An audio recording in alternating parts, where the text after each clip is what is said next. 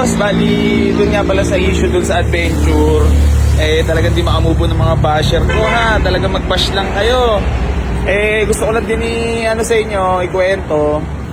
Nangyari kasi ng mga bossing ko, binili sa akin today. Tapos kinabukasan, binabalik nila, pero yung mekanikong nakasagutan ko na nagtalo kami. Pero goods lang naman, nag-uusap lang naman kami.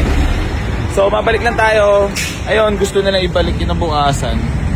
Tapos ayun, may kasama mekaniko, may tama doon yung radiator.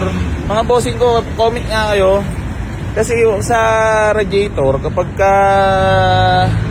binuksan mo ang radiator, once na bumulwak at patay ang makina, pag in-start mo at bumulwak, yun yung may tama cylinder head.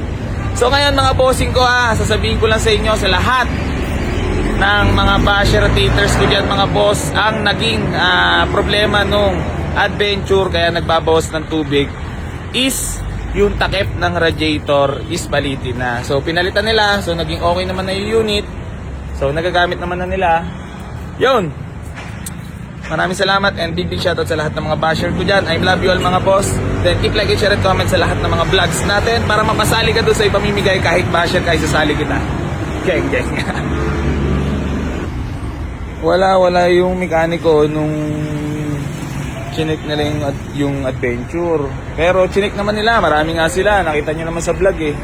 Chinik nila lahat bago nila bayaran. So ngayon, syempre di ko naman din pinilit sa kanila yon. Pero maayos naman ang unit. May road test din nila yon. Tapos chinik. Okay naman sa kanila, pasado, binayaran nila. Then kinabukasan, may nagmeron na may issue daw. So napalabas naman natin na talagang maayos yung unit. So radiator cap lang naman yung nag-i-issue. Eh magkano lang naman yan, 250, 350 lang naman yan. So ayun, bali na-update ko lang kayo mga bossing ko para sa mga nag-iiyakan ko ng mga basher ko dyan. Mag-bash lang kayo mga bossing ko, more bash, more cash. Maraming salamat sa inyo lahat. I love you all. Geng.